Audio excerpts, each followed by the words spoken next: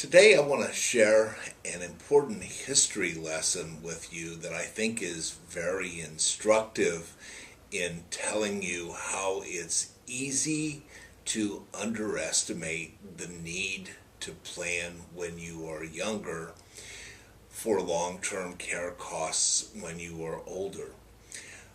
Let me tell you what has happened, or show you what has happened to a lot of people who in years past have assessed this risk.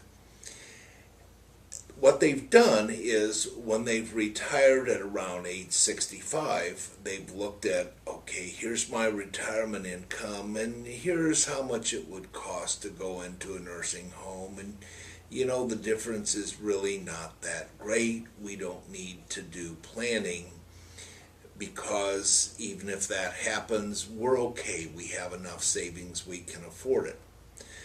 But then what happens over time when you hit age 70, 75, 80, and 85? Well, your retirement income creeps up. What have we had the last 2 years in Social Security? No increase and a 0.3% increase. Pensions and retirement plans, a lot of times those are fixed numbers. So that number stays like that. But what happens with long-term care costs?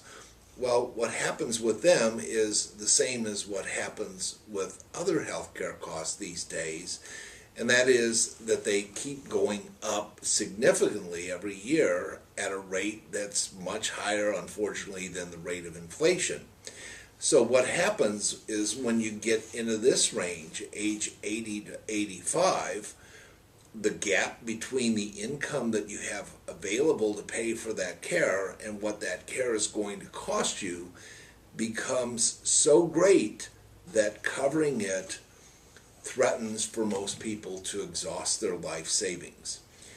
So the lesson of history is pretty clear. You don't just look at this end of the chart in assessing your need. You've got to play these numbers out and see what this is going to look like at the time that you're actually going to have to pay for long-term care. Thanks.